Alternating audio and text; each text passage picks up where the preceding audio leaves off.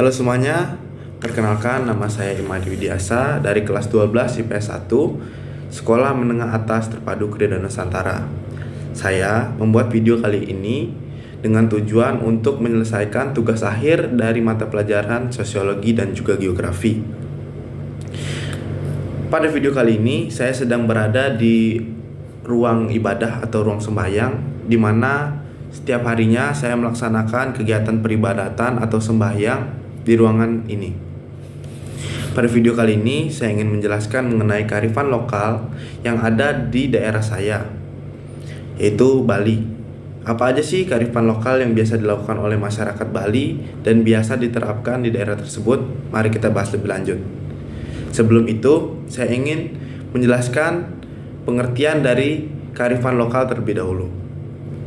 Menurut buku sosiologi kelas 12 tahun 2022, kearifan lokal terdiri atas dua kata. Yang pertama yaitu kearifan dan juga lokal. Kearifan memiliki arti yaitu kebijaksanaan, sedangkan lokal itu merujuk pada suatu tempat atau daerah yang dimaksud. Jadi bila digabungkan, kearifan lokal itu memiliki arti yaitu pandangan atau konsep yang tumbuh berkembang di suatu tempat atau wilayah tertentu. Kearifan lokal itu mengandung kebijaksanaan dan juga nilai-nilai luhur. Bercirikan yang pertama, memiliki atau mengandung nilai yang baik. Yang kedua, melekat dalam budaya yang dianut oleh masyarakat. Dan yang ketiga, diikuti oleh seluruh masyarakat yang ada di tempat tersebut. Inilah peta dari Pulau Bali. Oke, selanjutnya kita akan membahas mengenai kearifan lokal yang terdapat di Provinsi Bali. Yang pertama saya akan membahas mengenai ini. Ini adalah udeng. Udeng sudah menjadi ciri khas bagi masyarakat Bali. Di sana udeng kerap kali dipakai di keseharian atau aktivitas masyarakat Bali. Bukan hanya masyarakat Bali, namun para wisatawan juga tertarik untuk memakainya. Baik, pengertian udeng. Udeng adalah ikat kepala khas Bali untuk kaum laki-laki yang terbuat dari kain yang diikat secara manual sehingga memiliki bentuk yang sangat khas. Filosofi dari udeng. Udeng itu biasanya berukuran 50 cm dengan kain yang berukuran 50 cm dengan warna putih, hitam, dan lain-lain. Biasanya kombinasi dari hitam dan putih seperti yang saya pakai juga terkadang bermotif batik. Menurut Parisada Hindu Dharma Bali, udeng memiliki makna tersendiri. Udeng putih biasanya digunakan untuk kegiatan persembahyangan atau mengunjungi tempat-tempat suci. Sedangkan udeng hitam biasanya digunakan untuk suasana berkabung atau mengunjungi kegiatan yang sifatnya berduka, misalnya kematian, ngaben, dan lain-lain. Kemudian udeng yang bermotif batik atau lainnya biasanya digunakan untuk kegiatan sosial ataupun kegiatan lainnya seperti yang biasa dilakukan oleh masyarakat Bali dan orang-orang di Bali pada kegiatan sehari-harinya. Warna putih pada udeng memiliki arti kejernihan, kedamaian pikiran, serta kemurnian hati. Ikatan udeng itu ada filosofinya. Ikatan udeng adalah simbol dari ikat manah yang berarti pemusatan pikiran. Udeng itu menunjuk ke atas. Itu adalah representasi dari pemikiran yang lurus sebagai bentuk pemujaan terhadap Tuhan atau Sang Hyang Widiwasa.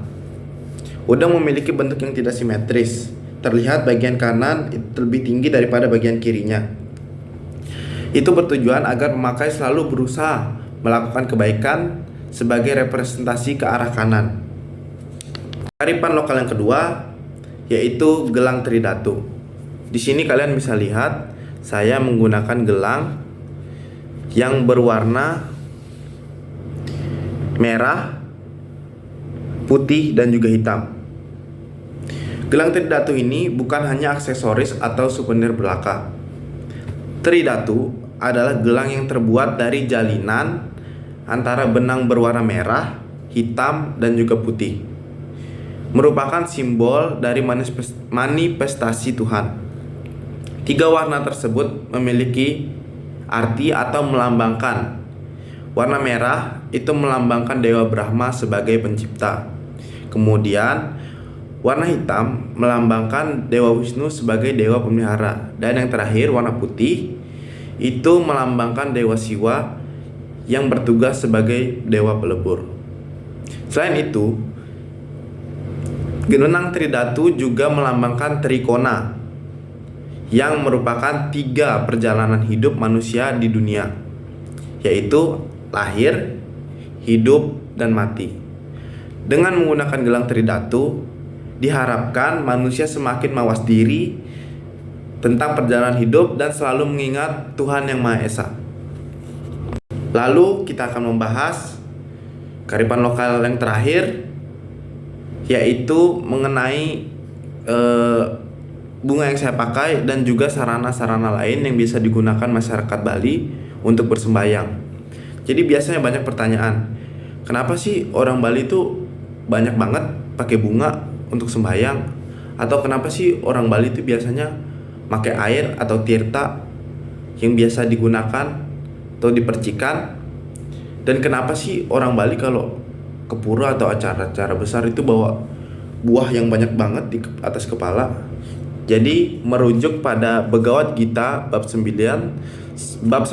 sloka 26 yang berbunyi Patram puspam palam toyam yome bhaktya prayachati tat aham bhaktya upahritam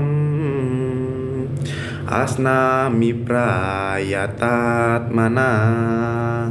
Sloka tersebut memiliki terjemahan yaitu, siapapun yang dengan tulus mempersembahkan kepadaku sehelai daun, setangkai bunga, sebiji buah, dan seteguk air akan aku terima sebagai persembahan. Jadi secara langsung sloka ini menjelaskan bila kita menyediakan sarana-sarana tersebut untuk persembahyangan, sarana tersebut akan diterima Tuhan sebagai persembahan. Lalu yang tidak kalah ditanyakan juga oleh teman-teman sekalian, kenapa sih orang Hindu kalau sembahyang itu pakai dupa? Jadi ada alasannya sahabat.